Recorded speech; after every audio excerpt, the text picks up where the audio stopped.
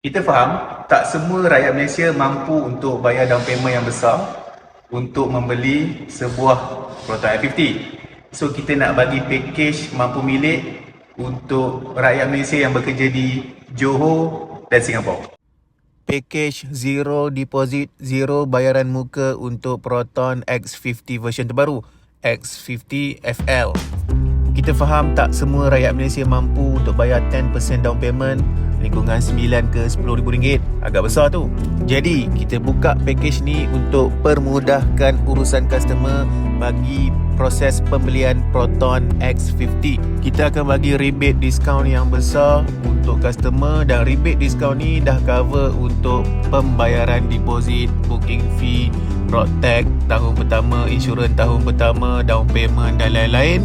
So, disebabkan itu, customer tak perlu bayar 1 sen pun untuk bayaran muka, bayaran deposit ataupun down payment.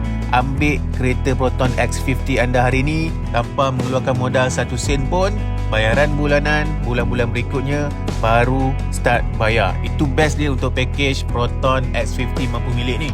Untuk apply package ni, anda mesti ataupun anda wajib mempunyai dokumen yang lengkap. Mesti mempunyai IC, lesen kereta, lesen motor tak boleh ya, lesen kereta, slip gaji, bank statement. Gaji tak boleh cash, gaji mesti masuk bank. So bank statement diperlukan. Dari segi kelayakan gaji minimum berbeza mengikut 3 pilihan spek Proton X50. Proton X50 version terbaru ni mempunyai 3 pilihan spek: executive, premium dan flagship. Untuk X50 yang flagship full spec ni gaji perlu lebih tinggi lah berbanding executive dan juga premium. So untuk anda yang dah berminat untuk memiliki Proton X50 idaman ni, ini saya attach business card saya. Boleh screenshot, boleh terus WhatsApp saya atau terus call dan hubungi saya segera.